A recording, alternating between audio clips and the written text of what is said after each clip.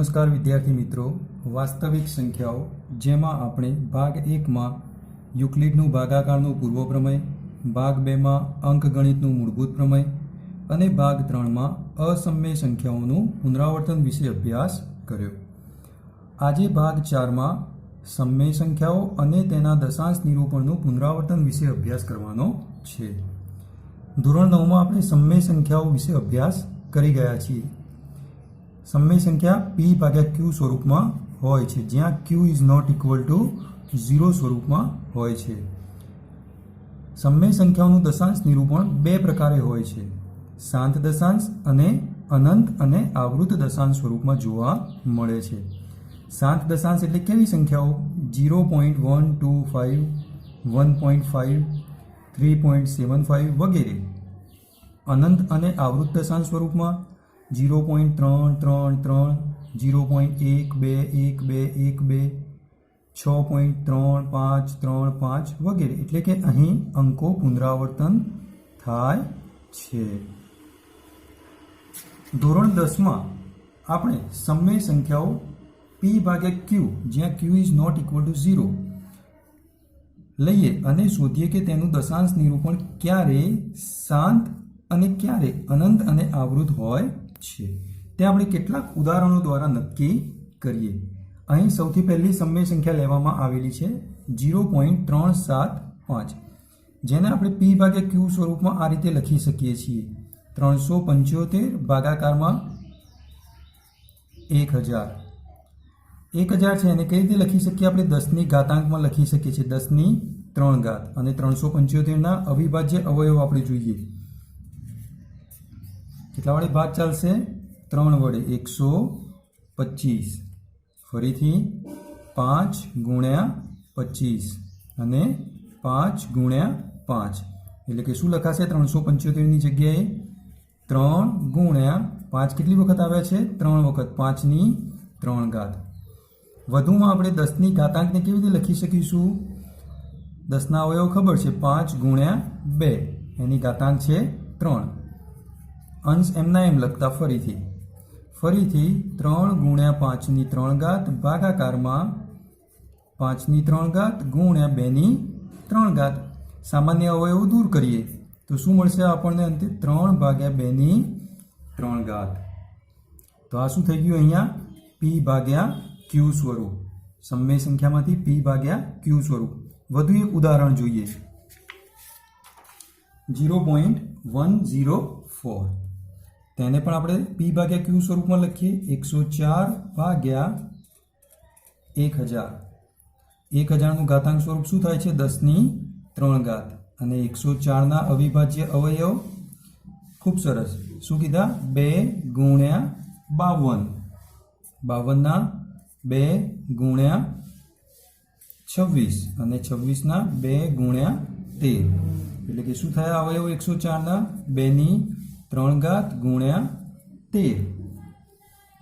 10ની 3 ઘાતને શું લખાશે? અંશ 2ની 3 ઘાત ગુણ્યા 13 ભાગ્યા 10ની 3 ઘાતને શું લખીએ આપણે? ખૂબ સરસ, 2ની 3 ઘાત ગુણ્યા 5ની 3 ઘાત. સામાન્ય અવયવ દૂર કરીએ તો શું મળે છે આપણને? 13 ભાગ્યા 5ની 3 ઘાત. એટલે કે p ભાગ્યા q સ્વરૂપ. વધુ એક ઉદાહરણ સમજીએ. 0.0875. તો p ભાગ્યા q સ્વરૂપ 875 એટલે કે 875 ભાગ્યા કેટલા થશે? 10,000 થશે. અહીં 10,000ને ઘાતાંક સ્વરૂપમાં કઈ રીતે લખાશે? 10ની 4 ઘાત. 875ના આપણે અવિભાજ્ય અવયવ જોઈએ. કેટલા વડે ભાગ ચાલશે? સૌથી પહેલા 5 વડે. 175. ફરીથી 5 વડે 35 ગુણ્યા 5 અને ફરીથી 35માં 5 ગુણ્યા 7. તો અહીં 5 કેટલી વખત આવ્યા? 3 વખત. 5ની 3 ઘાત ગુણ્યા 7. 10ની 4 ઘાતના અવયવ શું થશે? 2ની 4 ઘાત ગુણ્યા 5ની 4 ઘાત. તો અહીં 5ની 3 ઘાત ગુણ્યા 7. સામાન્ય અવયવ દૂર કરીએ. અહીં 5ની 3 ઘાત છે અને અહીં 5ની 4 ઘાત છે. એટલે 5ની 3 ઘાત અને 5ની 4 ઘાતમાંથી શું વધશે? 1, 5. બાકીના અવયવો એમના એમ. જે પણ p ભાગ્યા q સ્વરૂપમાં છે. તો અહીં આપણે 3 ઉદાહરણમાં શું જોયું? આગળના ઉદાહરણમાં કઈ સંખ્યા હતી? 0.375, જેનું p ભાગ્યા q સ્વરૂપ શું આવ્યું આપણા જોડે? 3/2 તો આમ ત્રણે ત્રણ ઉદાહરણમાં આપણે જોઈ શકીએ છીએ કે છેદ q કયા સ્વરૂપમાં જોવા મળે છે? 5, 2 અથવા તો બંને સ્વરૂપમાં 2 અને 5ની ઘાતાંક સ્વરૂપમાં જોવા મળે છે. તો આટલી ચર્ચાના અંતે આપણે આ વિગતને નીચેના પ્રમેય સ્વરૂપે આપણે રજૂ કરી શકીએ છીએ. જો કોઈ સંખ્યા x એ શાંત દશાંશ નિરૂપણવાળી સમમેય સંખ્યા હોય તો x ને જ્યાં p અને q પરસ્પર અવિભાજ્ય પૂર્ણાંકો હોય અને q નું અવિભાજ્યમાં અવયવીકરણ 2n ઘાત 5ની m ઘાત સ્વરૂપમાં હોય તેવા p ભાગ્યા q સ્વરૂપમાં દર્શાવી શકાય છે, જ્યાં n અને m એ અનઋણ પૂર્ણાંકો છે. અનઋણ એટલે કે ઋણ પૂર્ણાંકો નથી. જો m અને n બરાબર 0 તો q બરાબર 1. તે અવિભાજ્યમાં વર્ગીકરણ નથી, માટે x પોતે જ પૂર્ણાંક છે. આ પ્રમાણે આપણે એક બીજું ઉદાહરણ લઈને સમજવાનો પ્રયત્ન કરીએ. દાખલા તરીકે આપણે સંખ્યા લઈએ 0.36. શું કહ્યું છે? p ભાગ્યા q સ્વરૂપમાં અવિભાજ્ય પૂર્ણાંકોમાં. તો 36 ભાગ્યા શું લખાશે? ખૂબ સરસ, 100. 36ના અવયવ હવે આપણને આવડી ગયા છે. શું થશે? 2 ગુણ્યા 2 ગુણ્યા 3 ગુણ્યા 3 ભાગ્યા 100ના અવયવ 10ની 2 ઘાત. અહીં ઘાતાંક સ્વરૂપમાં લખીએ તો 2નો વર્ગ ગુણ્યા 3નો વર્ગ ભાગ્યા 10ની 2 ઘાતને શું લખાશે? 2ની 2 ઘાત ગુણ્યા 5ની 2 ઘાત.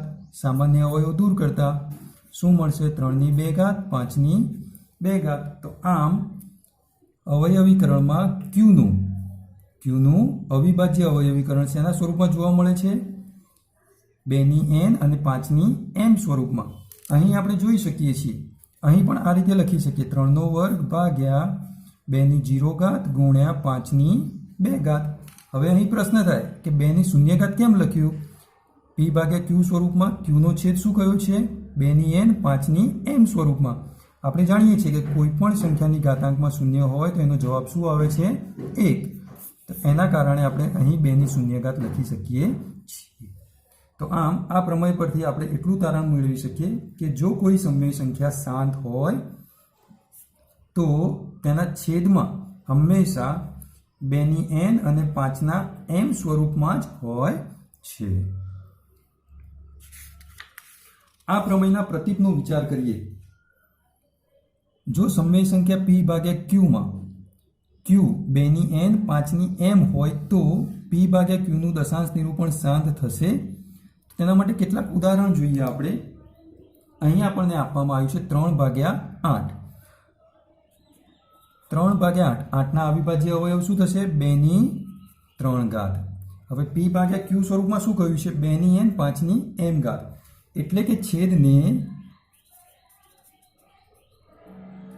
2ની n 5ની m ઘાતમાં અહીં આપણે n અને m તરીકે સરખા પૂર્ણાંકો લઈએ. 2ની 1 ઘાત 5ની 1 ઘાત. તો શું મળશે જવાબ? 2 ગુણ્યા 5 બરાબર 10. બંને ફરીથી લઈએ. 2ની 2 ઘાત 5ની 2 ઘાત. તો શું મળશે? 2ની 2 ઘાત 4 5ની 2 ઘાત 25 બરાબર 100. 2ની 3 ઘાત અને 5ની 3 ઘાત. તો 2ની 3 ઘાત એટલે 8, 5ની 3 ઘાત એટલે 125. શું થશે બંનેનો ગુણાકાર? 1000. એટલે કે જો છેદને 10ની ઘાતાંકના સ્વરૂપમાં લખી શકીએ તો આપણે કહી શકીશું કે આપેલી સમમેય સંખ્યા એ શાંત દશાંશ છે. અહીં 10ની ઘાતાંક કેટલી થશે? 10ની 1 ઘાત. 100 એટલે 10ની 2 ઘાત અને 1000 એટલે 10ની 3 ઘાત. તો આ ઉદાહરણમાં 3/8માં શું મળે છે? 3/2ની 3 ઘાત. જેમાં આપણે એવું સાદુરૂપ આપીએ કે જેથી છેદમાં 10ની ઘાતાંકમાં આપણને સ્વરૂપ મળે. તો છેદની ઘાતાંક સરખી કરવી હોય તો અહીં જોયું આપણે કે બંનેની ઘાતાંક n અને m કેવા હોવા જોઈએ? સરખા હોવા જોઈએ. તો આ ઉદાહરણ એમના એમ લખીએ 2ની 3 ઘાત ગુણાકારમાં 5 વડે ગુણીએ અને ભાગીએ. તો ઘાતાંક કેટલી લખી દઈએ અહીંયા બંનેમાં? 3 3. તો ઉપર અંશમાં શું મળે છે? 3 ગુણ્યા 5ની 3 ઘાત ભાગાકારમાં 2 ની 3 ઘાત 5 ની 3 ઘાત 3 ગુણ્યા 5 ની 3 ઘાત એટલે 125 ભાગ્યા 2 ની 3 ઘાત ગુણ્યા 5 ની 3 ઘાત એટલે કે આધારનો ગુણાકાર કરીએ તો શું થશે 10 ની 3 ઘાત બરાબર 125 ગુણ્યા 3 ખૂબ સરસ 375 ભાગ્યા 10 ની 3 ઘાત એટલે 1000 તો માટે શું લખાશે 0.375 તો આમ 3/8 એ 7 દશાંશ સ્વરૂપમાં જોવા મળે છે. વધુ એક ઉદાહરણ લઈને સમજવાનો પ્રયત્ન કરીએ.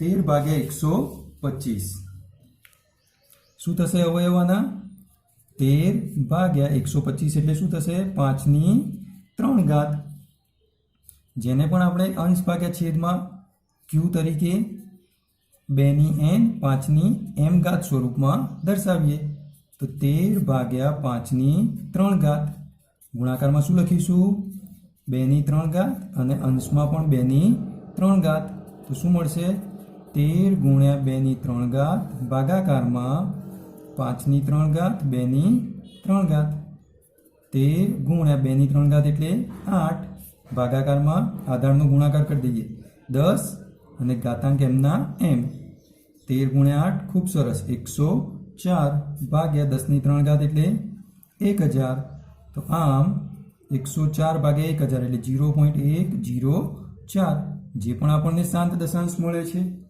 બીજું એક ઉદાહરણ જોઈએ 7/80 તો 80 ના અવયવ જો આપણને સીધા ના આવડે તો આપણે રફ કામમાં અવયવ વૃક્ષની મદદથી 80 ના અવયવ લખી શકીએ છીએ. કેટલા વડે ભાગ ચાલશે 2 વડે 2 ગુણ્યા 40 2 ગુણ્યા 20 2 ગુણ્યા 10 અને 2 ગુણ્યા 5 તો આમ 7/80 ની જગ્યાએ શું લખાશે 1 2 3 અને 4 2 ની 4 ઘાત ગુણ્યા 5 તો હવે જુઓ છેદ આ ઉદાહરણમાં 2 ની n અને 5 ની m સ્વરૂપમાં એટલે કે 2 અને 5 બંને જોવા મળે છે પરંતુ અહીં 7/2 ની 4 ઘાત ગુણ્યા 5 અને 5 ની 3 ઘાત વડે ગુણીશું અને ભાગીશું. કેમ અહીંયા આવું કર્યું અહીંયા 5 ની 1 ઘાત પહેલેથી જ છે એટલે 3 ને 1 4 જેથી n અને m બંને શું થઈ જાય છે સરખા તો હવે શું થશે 7 ગુણ્યા 5 ની 3 ઘાત ભાગ્યા 2 ની 4 ઘાત ગુણ્યા 5 ની 4 ઘાત 7 ગુણ્યા 5 ની 3 ઘાત એટલે 125 ભાગ્યા આધારનો ગુણાકાર કરીએ એટલે 10 ની 4 ઘાત બરાબર 125 ગુણ્યા 7 ખૂબ સરસ 875 ભાગ્યા 10 ની 4 ઘાત એટલે 10000 તો શું થશે 0.087 અને 5 તો આમ આપણે જો છેદને q બરાબર 2 ની n 5 ના m સ્વરૂપમાં ફેરવી શકીએ તો આપેલી સમય સંખ્યા જે p/q સ્વરૂપમાં છે તેને આપણે શાંત દશાંશમાં ફેરવી શકીએ છીએ જેને આપણે નીચેના પ્રમેય વડે રજૂ કરી શકીએ છીએ. આટલા ઉદાહરણો શું દર્શાવે છે કે જો p/q સ્વરૂપની સમય સંખ્યામાં q બરાબર 2 ની n ઘાત 5 ની m સ્વરૂપમાં હોય એટલે કે q એ 10 ની ઘાત હોય તેવી સમાન સંખ્યામાં રૂપાંતરિત કરી શકીએ તો કેવી 10 ની ઘાત હોય તેવી સમાન સંખ્યામાં રૂપાંતરિત કરી શકીએ તો આવી p/q સ્વરૂપની સંખ્યાની દશાંશ અભિવ્યક્તિ શાંત હોય છે જેને પ્રમેય તરીકે આ રીતે રજૂ કરી શકીએ. જો x સમય સંખ્યા p/q માં છેદ q નું અવિભાજ્યમાં અવયવીકરણ 2 ની n ઘાત 5 ની m ઘાત સ્વરૂપે હોય અને n અને m અનઋણ પૂર્ણાંકો હોય તો x નું દશાંશ નિરૂપણ શાંત હોય છે.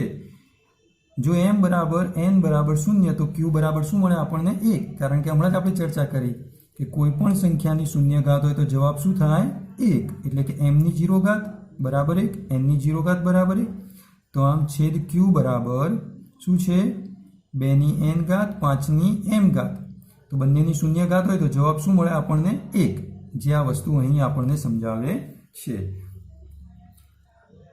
અહીં શું કહ્યું છે 10 ની ઘાત સમાન સંખ્યામાં ફરી યાદ કરીએ સમાન સંખ્યામાં લઈએ તો 10 ની ઘાત એટલે કે 2 ની 1 ઘાત ગુણ્યા 5 ની 1 ઘાત એટલે કે 2 ગુણ્યા 5 10.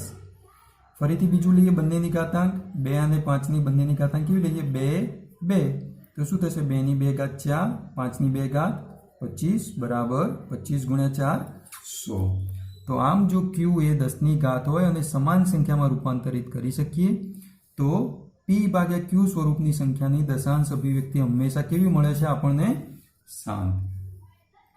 હવે આપણે થોડા એવા ઉદાહરણ જોઈએ કે જેનું દશાંશ નિરૂપણ અનંત અને આવૃત હોય. કેવું હોય? અનંત અને આવૃત હોય તેવી સમય સંખ્યાઓના આપણે ઉદાહરણ જોઈએ. ધોરણ 9 માં આપણે અભ્યાસ કરી ગયા છીએ 1/3. તો ભાગાકારની લાંબી પ્રક્રિયા વડે આપણે આનું દશાંશ નિરૂપણ જોઈ શકીએ છીએ. 1/3 ભાગ નથી ચાલતો એટલે 0, અહીંયા 0.3 તરી 9. 1 ભાગ નથી ચાલતો એટલે ફરીથી 0, 3 તરી 9. બાદબાકી કરતા 1 ભાગ નથી ચાલતો એટલે 0, 3 તરી 9. ફરીથી શેષ 1. તો અહીં આપણે જોઈ શકીએ છીએ કે હવે શેષનું શું થાય છે? અહીં પુનરાવર્તન થાય છે. શેષ શું થાય છે? પુનરાવર્તન થાય છે.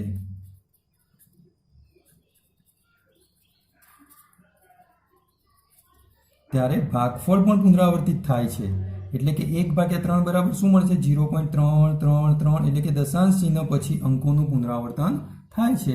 તો આવી અભિવ્યક્તિને શું કહેવામાં આવે છે? અનંત અને આવૃત. અનંત સુધી ચાલે છે અને આવૃત એટલે પુનરાવર્તિત થાય છે. બીજું એક ઉદાહરણ જોઈએ 1/7. 1/7 ભાગ નથી ચાલતો એટલે 0, 0.7 એકા 7. ભાગફળ 3 અહીંયા ભાગ નથી ચાલતો એટલે 0, 7 ચોક 28. શેષ કેટલી વધશે? 2. ભાગ નથી ચાલતો એટલે ફરીથી 0, 7 દુ 14. બાદબાકી કેટલી વધશે? 6. ભાગ નથી ચાલતો એટલે 0, 7 અઠ્ઠા 56. કેટલા વધશે? 4, 0, 7 પંચા 35. બાદબાકી કરતા 5, 0, 7 ગુણ્યા 7 49 અને 1. તો હવે જોઈ શકીએ છીએ કે ફરી પાછું શેષનું અહીં પુનરાવર્તન થાય છે. જે 1 હતા 1 અહીંયા આવી ગયા. તો શેષ કેવી રીતે આવે? અહીં 3, 2, 6, 4, 5 અને ફરી પાછી 1. એટલે કે આના પછીના અંકો આપણને અહીં પુનરાવર્તિત થતા જોવા મળે છે. તો આ પ્રકારની અભિવ્યક્તિને શું કહેવામાં આવે છે? અનંત અને આવૃત દશાંશ કહે છે. વધુ એક ઉદાહરણ દ્વારા આપણે સમજવાનો પ્રયત્ન કરીએ 8/15. 8/15 નો ભાગાકાર કરીએ 8/15. ભાગ ચાલે છે? ના. તો 0, 0 પોઈન્ટ કેટલા વડે ભાગ ચાલશે? 15 ગુણ્યા 5 75. કેટલી થશે બાદબાકી? 5. ફરીથી શેષ નાની છે ભાગ નથી ચાલતો એટલે 0, 15 તરી 45. કેટલી થશે બાદબાકી? 5.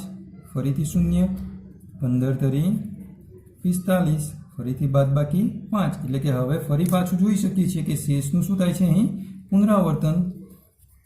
શેષનું શું થાય છે? પુનરાવર્તન થાય છે. 5, 5, 5 અને અહીંના અંકો પણ 0.533 વગેરે પુનરાવર્તિત થાય છે. વધુમાં અહીં જોઈએ અગાઉના બંને ઉદાહરણ જે જોયા તે ફરીથી જોઈએ આપણે 1/3 અને 1/7. જેમાં છેદમાં 1/3 જેનો છેદ એટલે કે શું છે? અહીં q તરીકે છેદમાં જે 3 છે તે 2 ની n અને 5 ની m સ્વરૂપમાં જોવા મળતા નથી. આ દાખલામાં પણ એવું છે. જુઓ છેદ 7 જે આપણને 2 ની n ઘાત અને 5 ની m ઘાત સ્વરૂપમાં જોવા મળતું નથી. આ દાખલામાં પણ જોઈએ આપણે 8/15 એટલે કે શું લખાશે? 8/15 ને 15 ના અવયવ તમને ખબર છે શું છે? 3 ગુણ્યા 5. અહીં 5 છે પણ એની સાથે સાથે વધારામાં કોણ છે? 3 છે. એટલે કે જે પણ 2 ની n 5 ની m સ્વરૂપમાં નથી. તો આ ચર્ચાને આપણે આ પ્રમાણે પ્રમેય સ્વરૂપે રજૂ કરી શકીએ છીએ. જો ક્યુનું ક્યુ એટલે કે છેદ, આ સંખ્યાને શું લખાય છે 8/15 એટલે કે p/q. જો ક્યુનું અવિભાજ્યોમાં અવયવીકરણ અનઋણ પૂર્ણાંકો n અને m માટે 2n ઘાત 5m ઘાત સ્વરૂપે ન હોય તો x બરાબર p/q નું દશાંશ નિરૂપણ અનંત અને આવૃત હોય છે. દશાંશ નિરૂપણ શું હોય છે? અનંત અને આવૃત હોય છે. એટલે કે જો અનંત અને આવૃત હોય તો તેના છેદમાં ક્યુમાં તેની અભિવ્યક્તિ 2n ઘાત 5m ઘાત સ્વરૂપમાં જોવા મળતી નથી. અહીં આપણે જોયું ઉદાહરણ 1/3 એટલે કે છેદમાં 2 કે 5 છે નહીં, જેની અભિવ્યક્તિ કેવી હતી 0.333. 1/7 જેના છેદમાં પણ 2 અને 5 ની અભિવ્યક્તિ નહોતી, તેનું પરિણામ કેવું મળ્યું હતું 0.1 4 2 8 5 7 વગેરે અંકો મળતા હતા. 8/15 માં 0.5333. એટલે કે જો ક્યુના અવિભાજ્ય અવયવીકરણમાં છેદ ક્યુ 2n ઘાત 5m ઘાત સ્વરૂપમાં ન હોય તો x બરાબર p/q નું દશાંશ નિરૂપણ અનંત અને આવૃત હોય છે. આ ત્રણે ત્રણ ચર્ચા ઉપરથી આપણે એટલું કહી શકીએ કે સમય સંખ્યા p/q નું સ્વરૂપ કેવું હોય છે? કાં તો શાંત દશાંશ અથવા અનંત અને આવૃત હોય છે. હવે આપણે ધોરણ 10માં સ્વાધ્યાયમાં આ પ્રકારની લાંબી ભાગાકારની પ્રક્રિયા કર્યા સિવાય p/q સ્વરૂપનું દશાંશ નિરૂપણ શાંત દશાંશ હોય છે કે અનંત અને આવૃત હોય છે તે આપણે આ પછીના વિડીયોમાં વિસ્તારપૂર્વક સમજીશું.